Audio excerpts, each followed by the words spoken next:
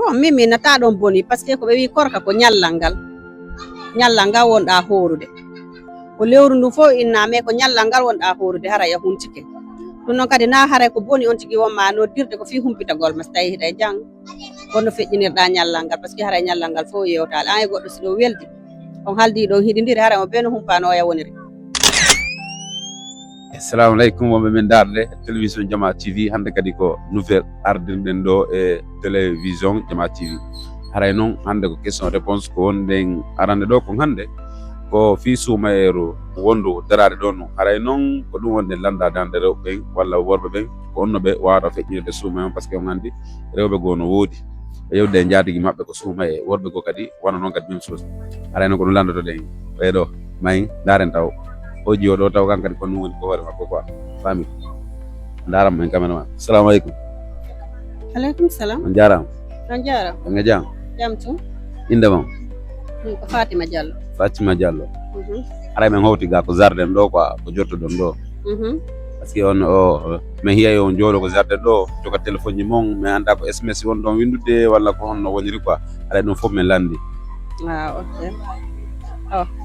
min jooɗi ɗo rek ƴettugol air ƴettugol hendu won ɗon quoi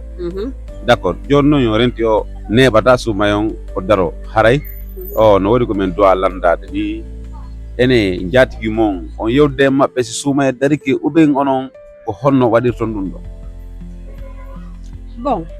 mi wata inde mi yewtidata e mabɓe mais noon nomi yewtidirta e mabɓe noon mi watta communication ñallal ngal ko so tawi huntama min noddira min yewta et puis kadi na yewtereji piji gonno taw wowɗi ɗin na ɗin noon kadi min yewtata a faami par ce que ne woodi piji buy ko bonnata korka ñallal ngal min ala yewtitude e mabɓe jemma on kadi komi yewtidata kadi e mabɓe ko naafi haray koko boni mo be ko yo humpitoya rek sino e jaam ha suumay on feƴƴa. Joni noon o so yewtali ñallal ngal on acci ha on huntike on fuɗɗike yewdude e mabɓe ɗon haray korka mon kam boni uɓen bonali. Bon min mi nata ɗon boni par ce que ko ɓe wi korka ko ñallal ngal wonɗa horude ko lewru ndu fof inname ko ñallal ngal wonɗa horude hara ya huntike ɗum noon kadi na haray ko boni on tigui wonma noddirde ko fi humpitagol ma so tawi hiɗa jang wonno feƴƴinirɗa ñallal ngal par ce que haray ñallal ngal fof yewtale an e goɗɗo siɗo weldi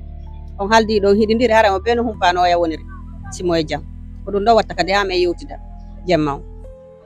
Ene on wawata accude ha suumay ma si fuɗɗi ɗon yewtude uɓen koma toon yewton ko e nder suumay on. Bon andi joni ay goɗɗo ɗo wowi yewtude ñallal ngal peetu plus de 10 fois ou 20 fois ou 15 fois donc yo ɗum ɗon accu wuppude wotere ɗum ɗon mi watama innugol min acca yewtugol ñallal ngal noon no wawi hara min yewtali mais jemma o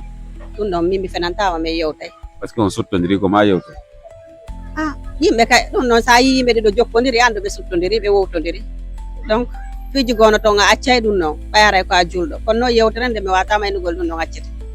mais ko yewtere nden wawi addude kadi ɗin piiji ɗon par ce que so yewtali o miijotama ɗin piiji ɗon donc o minen komin toroto on suumaye si darike haray on duwa accude yewtudugo e mabɓe beete hayso ka suumaye on feƴƴa par ce que lawotako o wondi 11 mois yon wondi yon jokkodiri joni noon lewru wotoru son yewtali ɗum no wawata noon bonnande ka. Non andi affaire giggol ko ya pooɗumi pooɗa est ce que a faami joni a wata widani goɗɗo hiɗo yiiɗidiri o wata hay yewtere wonta hakkude men ara na giggol noon o yiiɗidiri ha paari o wowtodiri ha paari yewtere no feƴƴude hakkude mon mais na ɗin piiji bonni ɗo yewta toon kadi il faut que yewton min on nde mi yeguiɗa o min yewta mi fenanalima. Aña jaatigui ma ko yewtuɗon e suuma e wo ɓerde dogi tawi ko wowi ko ma miijotoɗa ko feƴƴin ɗon sa hoori ñallal ngal fof woni kadi ha jemma noga yewtidi on jaatiguijo ma ɓerde ma nde miijtiga ko wonno ɗon wadde ko est ce que non o yewtereji lugguɗe ɗi goɗin ɗon mijintinta goɗɗo nano yewtereji mi haalanima ka premier on yewtayle mais yewtama kala humpitowo yano woniri sino e jaam par ce que na worɓe ɓen fof mari hakkille na rewɓe ɓen fof kadi mari hakkille eyyi kono na ɗin piiji ɗon ɗi sikkata men yewtata fimum komo beeyo andu si o yano e jaam an o ya décidi a miijotako ɗin miijoji bonɗi ɗon min on de ka ɓerde am miɗo décidi ɗum ɗon on tawni comment min ko laaɓe saare awa donc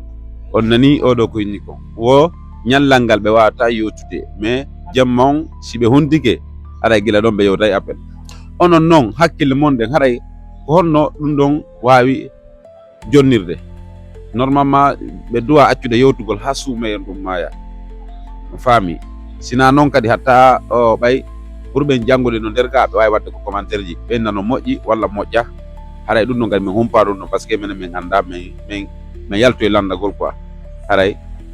en ko sayiji e yanay kadi woɓɓe goo kadi ɓay par ce que na kamɓe tooni ko jardin ga quoi haray la famille suumayere ɗum ko question ɗo aran nden ga quoi merci